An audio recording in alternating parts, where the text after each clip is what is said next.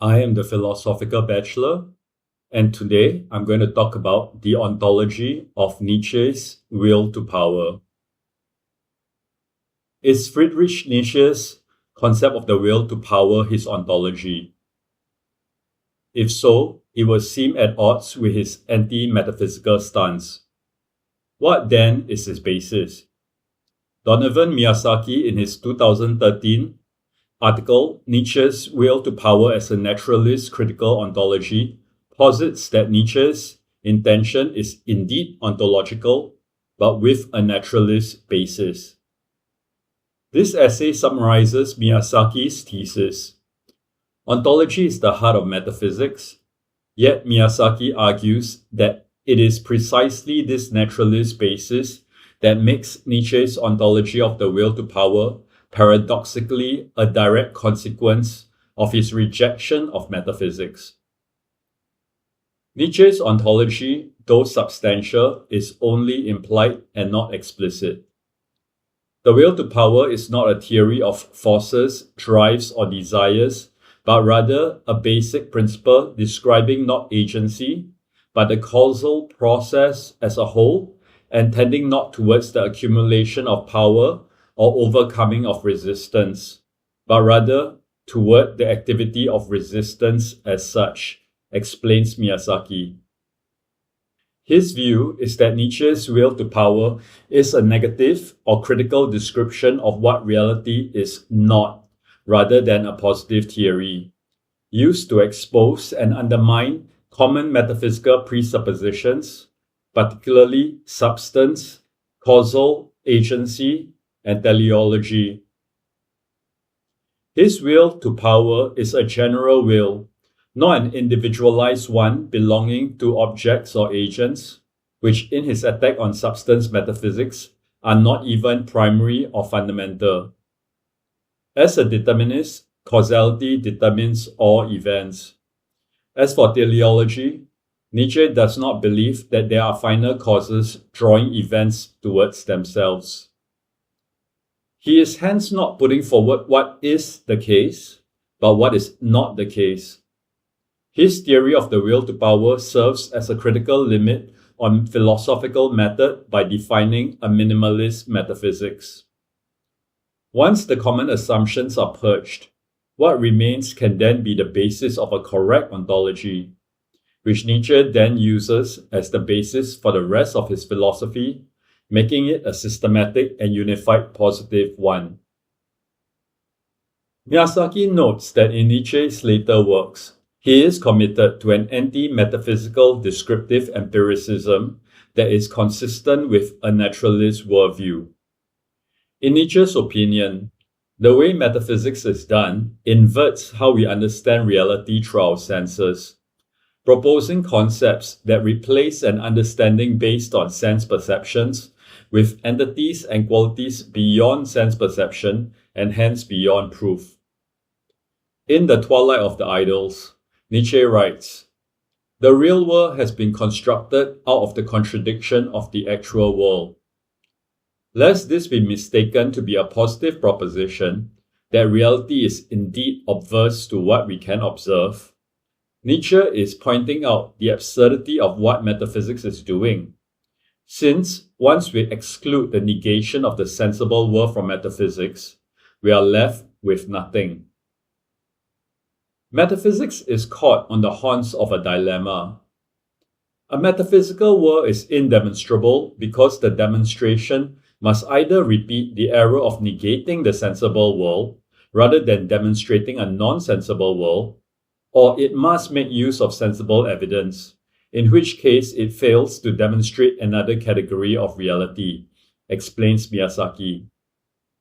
Hence, Nietzsche rejects appeals to metaphysical concepts such as substances, qualities, or principles distinct from the natural world, allowing only naturalism as an acceptable methodology where knowledge must have its foundations and limit in the senses, a descriptive empiricism that does not need to infer beyond what is perceived by the senses. What is sensed in experience cannot be wrong, though its interpretation can be. Knowledge demands faithful description of the sensibly given and no more. Any departure from the empirical must be counted as metaphysics and consequently rejected, adds Miyasaki. In earlier works, Nietzsche puts forward perspectivism, where he recognizes that an individual's particular sense experience is merely one perspective, partial and hence incomplete. This seems contrary to his descriptive empiricism, but Miyasaki suggests that for a person to think that her particular perspective is exhaustive is in fact the wrongful interpretation that Nietzsche opposes, because the person has precisely then gone beyond the testimony of her senses, generalizing the whole from just one aspect, when the sense data is clearly just from one aspect. In line with descriptive empiricism, to overcome this problem of perspectivism, more aspects should be obtained. Nietzsche equates scientific empirical knowledge with the testimony of the senses. He rejects other forms as possible knowledge, namely metaphysics, theology, psychology, epistemology, and even the former sciences such as logic and mathematics, where symbols are dealt with in abstraction and not experimentally. He acknowledges, however, that his radical empiricism is merely a methodological ideal, since metaphysics is grounded in the very structure of language, making it impossible to describe reality without metaphysics coming into play, since we use language to describe things. Nonetheless, we should minimize metaphysical assumptions whenever possible. In Twilight, Nietzsche equates the actual with the natural with the anti-metaphysical, against the metaphysical with a value-laden, morally motivated form of explanation. Metaphysics as ressentiment, against and the negation of reality. Rejecting metaphysics as substance, objects are not unified and independent, but interrelated. In keeping with Nietzsche's empiricism, objects are not objects concrete in themselves, because we do not experience their underlying objectness. We only experience their activities and relations. To view them as objects distinct from these activities and relations is an inference not based in experience. If anything, we experience objects not as unities, but in relation to other objects, not as immutable beings, but as changing becomings. They do not remain unchanged over time, and for us to posit that they are the same object even after changes is hence unjustifiable. Better to simply discard the notion of objects or substances. As for the error of causal agency or free will, Nietzsche explains that it is because of our belief in human agency and the metaphysics embedded in language, such as the subject-predicate structure, that suggests the substantiveness of the subject and its agency. Experience alone does not tell us that things have causal agencies. In Beyond Good and Evil, he tells us that causes and their effects are conventional fictions, useful for designation and communication, not for explanation. In terms of moral responsibility, the moral agent is just one element in the causal process interrelating many elements, both internal and external, to the agent. It would then be unjustifiable to attribute all praise and blame to the agent as if those other elements were irrelevant. It is not that we have an epistemic problem of not having enough knowledge of the situation to attribute moral responsibility. Rather, the whole is the true cause, writes Miyasaki. There is causality, but no efficient causality, no discrete, efficient causes that are separable from the causal whole. There is a causal process, but no agent or substance that initiates a causal sequence rather than continues or participates in a causal sequence. Besides, Nietzsche is a determinist. He writes in Twilight, "One is necessary, one is a piece of fate, one belongs to the whole. One is in the whole. There is nothing besides the whole." In addition, with the rejection of substance, there are no distinct individuals, but every element in a causal process is both cause and effect. The agents are not ontologically distinct from their own actions. They are in fact only their actions and nothing else. He writes on the genealogy of morality, there is no being behind doing, effecting, becoming. The doer is merely a fiction added to the deed. The deed is everything. The rejection of substance and causal agency means that Nietzsche's will to power is a general holistic form of causality rather than discrete causal objects, agents, desires, or drives. Events are processes driven by this general will, with objects being elements within processes. Miyasaki clarifies that Nietzsche's use of the word will is not about free will, but nonetheless remains appropriate. It is singular and not plural. It is a will, but one of causality without causes, not because there are no causes, but because there is no single cause. The will refers to causal process as a whole. Since there are no distinct efficient causal agents, no distinction between cause and effect and between agents and their acts, the Aristotelian concept of modality, of actuality and potency or potentiality, becomes moot. Miyasaki explains, a potentiality is an unexercised ability or capacity belonging to an efficient causal agent that can either act or not act.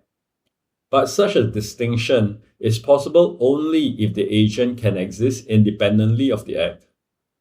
If, on the contrary, as Nietzsche insists, agents and act are one, then there can be no unactualized possibility, no substantial agent capable of not acting whenever, and to the fullest extent that it has the power to act. There can only be actuality since what happens has been determined to happen, and what does not happen, making any apparent possibility non-existent. Yet, Nietzsche's determinism is not a positive theory on free will, but a negative one. Since there is no substance, there is a fortiori no agent to actualize or not actualize potentiality. He rejects the idea that there are natural laws, since experience can only present regularity as a result of natural processes, but cannot tell us that a law is its cause. He also rejects teleology of final causes, because they can only be experienced as outcomes, as effect, never as cause, and hence can have no causal power. Nietzsche considers all act to be maximal manifestations of power. Since an object and its act are the same according to Nietzsche, all things tend towards the immediate maximal manifestation of their power. The will to power is a maximization in the realization of a thing's power, only constrained by a stronger power. Within itself, since there is no agency, it has no capacity for self-mastery. Only power relations can restrain it. It is unable to limit itself. It is not intentional because there is no agent intending. The maximal discharging of power by each thing is not a teleology, in the sense that discharging power is not a thing's goal or purpose, the same way that human beings breathe, but breathing is not our purpose, just something we cannot help but do. It is in fact a goallessness, since it is not directed towards anything other than its discharge. It is tantamount to saying that actions come about because of the acts of actors, the way runners are runners by virtue of their running. If they do not run, then they are not runners. From experience, we can only deduce that they are runners because we see them running. We cannot deduce that they are, for instance, also mothers, students, or musicians, nor can we deduce if they are happy, sad, good or evil, or even conscious, since consciousness, happiness, goodness, motherhood, profession, or other interests are not directly related to the act of running. The maximal discharge of power leads, however, to the accidental consequence of survival, dominance, or an increase in strength.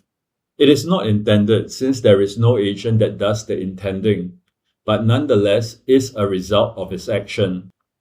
The action, however, is just to act, with no purpose other than to act. To act requires something to act on. Since every action is an interaction, an action in relation to another object serves as a resistance to the act, writes Miyasaki. If there is nothing to act on, no resistance, the will to power will have to find some in order to act. It is not teleological, not a justification, but the necessary form of all activity. It is the fundamental form of every desire. Miyasaki summarizes, the will to power is a description of the causal process as a whole, according to which every event tends towards the maximal manifestation of power in the form of the activity of resisting, of action against obstacles. Nietzsche will go on to use the will to power as the basis to reject common explanations of human actions as the product of the free determination of the will, according to moral or rational criteria. He also uses it to surface how some scientific concepts are metaphysics in disguise. For instance, in his already mentioned rejection of natural law as causal, atomism, evolution, and even how self-preservation is a fundamental driving force of living things. Nietzsche's will to power is an idea he inherited from Arthur Schopenhauer, whom he referred to as great and his first and only teacher in Human or to Human. Schopenhauer posits a will to life, which Nietzsche modifies into a will to power. Both wills are general and not individual wills. Both are blind forces that ceaselessly strive. Both philosophers are determinists. Schopenhauer's conclusion is that the will needs to be denied, which is where Nietzsche breaks with Schopenhauer. Nietzsche instead thinks we should love our fate, amor fati, affirming life instead of renouncing it, and embrace the will, since it is, after all, relentlessly inevitable. Empiricism is by Nietzsche's time well established, tracing back to David Hume, whom a century earlier had laid out the unreality of causality, and reinforced with the scientific and then industrial revolution. Nietzsche recognizes the need for philosophy to reconcile with the findings of science, and also the need to undermine what seem to be well-established facts or norms, which are to him unjustifiable assumptions. His minimalist approach to metaphysics is laudable, though his will to power and other aspects of his metaphysics, such as his eternal recurrence, are themselves profoundly metaphysical and maximalist. Miyasaki reconciles Nietzsche's anti-metaphysical stance with his metaphysics by proposing that Nietzsche was presenting not a positive theory but a negative critical one. Others have interpreted him more literally as proposing a vitalist, intentionalist, or teleological ontology. The reason why Nietzsche is open to interpretation is that he does not explicitly or clearly spell out what his metaphysics is. I have proposed in another essay entitled Where Does the Will Come From?, extending Schopenhauer's concept of the will in relation to Schopenhauer's will, how such a will can emerge, not as a transcendent force, but as an immanent one, essentially taking a naturalist approach similar to Nietzsche's, like how survivor dominance or an increase in strength can emerge naturally as a side effect, but nonetheless real consequence of nature simply taking its course. Like Nietzsche, I think this is a suitable approach to sketch out a metaphysics that is not reliant on presuppositions which are entrenched, but are upon closer examination unfounded. I likewise think that our metaphysics needs to be reconciled with contemporary science, though they are not the same thing, even asking the same questions, or that science is definitively right, which I try to do in my book-length essay, Metaphysical Investigations. Thank you for listening to the Philosophical Bachelor.